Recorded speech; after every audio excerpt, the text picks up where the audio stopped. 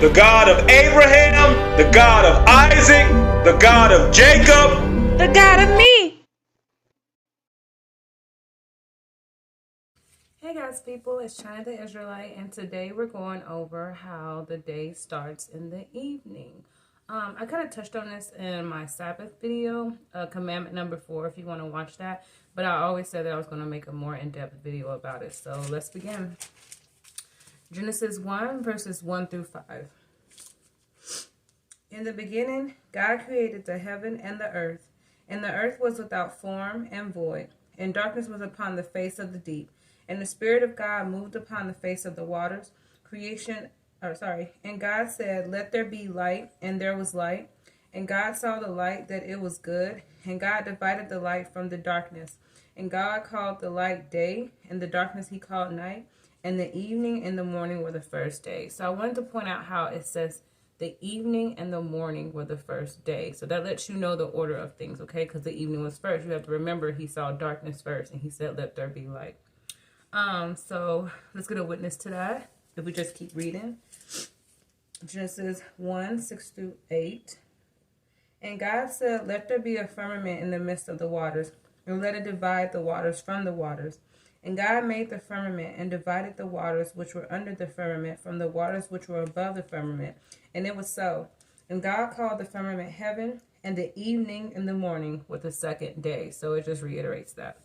Okay, so let's explore this. Exodus 27, verse 21. In the tabernacle of the congregation without the veil, which is before the testimony, Aaron and his sons shall order it from evening to morning before the Lord. It shall be a statute forever unto their generations on the behalf of the children of Israel. So see right there that evening and morning again, because evening and morning makes the first day. So let's move on to Psalms 55, verse 17. Evening and morning and at noon will I pray and cry aloud, and he shall hear my voice. So again, you see that order. It's the evening, then the morning, and then noon, because noon is right before that evening comes back around. So it's telling you the order of a day, okay? And I want to point that out. So let's move on to Daniel 8, verse 26. And the vision of the evening and the morning which was told is true. Wherefore, shut thou up the vision, for it shall be for many days. And this is about a vision that Daniel had, but I just want to point out that it said the evening and the morning, because that equals a day. All right, so let's talk about uncleanliness, okay? Leviticus 11, verse 29 through 31. These also shall be unclean unto you, among the creeping things that creep upon the earth, the weasel and the moose, and the tortoise after his kind, and the ferret, and the chameleon, and the lizard, and the snail, and the mole. These are unclean to you among all that creep. Whosoever do toucheth them, when they be dead, shall be unclean until the evening. So again, the reason why it says it will be unclean until the evening, because that even starts that next day. See, I hope you're seeing a pattern here. So let's get a witness to that. Leviticus 22, verses 4 through 7. What man soever of the seed of Aaron is a leper, or hath a running issue, he shall not eat of the holy things until he be clean.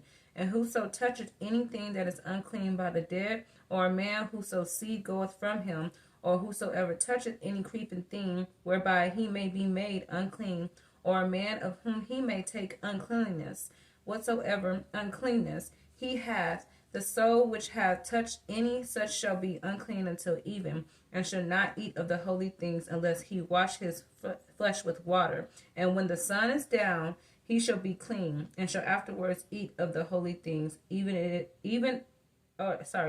it is his food. So right there, I want to point out how it makes it very clear. If anyone has any confusion on what the even or evening is, it says when the sun is going down, because when the sun goes down, that's when the evening comes. That starts the next day. Okay, so let's read Numbers 19, verse 22. And whatsoever the unclean person toucheth shall be unclean, and the soul that toucheth it shall be unclean until even. Again, so I just wanted to, get that embedded in your mind that it is that evening, because the evening starts the next day. So let's talk about Sabbaths and high Sabbaths. Leviticus 23, verses 3. And the Lord spake unto Moses, saying, Speak unto the children of Israel, and say unto them concerning the feasts of the Lord, which ye shall proclaim to be holy convocations. Even these are my feasts. 6 days shall work be done, but the 7th day is a Sabbath of rest, a holy convocation. Ye shall do no work therein. It is the Sabbath of the Lord in all your dwellings. Okay, so I just wanted to get that out there. Like I said, we went over that in the Sabbath video, but I just want to paint a point. So let's move on to Leviticus 23:5. In the 14th day of the first month at even is the Lord's Passover. So that means when the sun goes down on the 14th day of the first month, that is when Passover starts, because again, that day is started, okay? So let's get another witness. Leviticus 23:32. It shall be unto you a Sabbath of rest, and ye shall afflict your souls in the 9th day of the month at even. From even unto even shall you celebrate your Sabbath. So that's just making it clear right there, so there's no confusion. From even unto even. That means from night or sundown unto sundown, because that is a full day, okay? All right, so let's read Exodus 12, verses 18. In the first month, on the 14th day of the month at even, you shall eat unleavened bread until the 21st day of the month at even. So again, that even unto even, because that will complete it, okay? That's how you complete a full day. All right, then let's go back to Numbers 9, verses 1 through 5. And the Lord spake unto Moses in the wilderness of Sinai in the first month of the 2nd year, after they were come out of the land of Egypt, saying, Let the children of Israel also keep the Passover at his appointed season. In the 14th day of this month at even, you should keep it in his appointed season, according to all the rites of it, and according to all the ceremonies thereof shall ye keep it.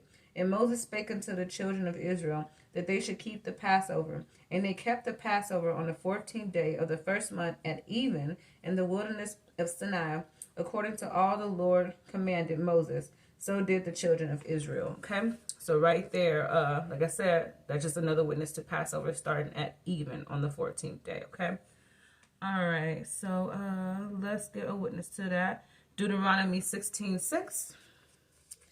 But at the place which the Lord thy God shall choose to place his name in, there thou shalt sacrifice the Passover at even, at the going down of the sun, at the season that thou comest forth out of Egypt. Okay, so I wanted to point out how it said you sacrifice the Passover at the going down of the sun. I want you to remember that, because that's going to bring up another point later, okay? All right, so let's move on to John 19, verses 14 to 15. And it was the preparation of the Passover, and about the 6th hour, and he said unto the Jews, Behold your king. But they cried out, Away with him, crucify him. Pilate said unto them, Shall I crucify your king? The chief priests answered, We have no king but Caesar. Then delivered he him therefore unto them to be crucified, and they took Jesus and led him away. Okay, so let's move on to John 19:31. And before I do, I just want to point out that it said the prep day, okay? So John 19:31. Jews, therefore, because it was the preparation that the body should not remain upon the cross on the Sabbath day, for that Sabbath day was an high day, besought Pilate that their legs might be broken and that they might be taken away. Okay, so they wanted Jesus to come down from being crucified before that evening, because that evening would have started that high Sabbath of the Feast of Unleavened Bread, which is right after Passover. And they didn't want to disrespect the high Sabbath.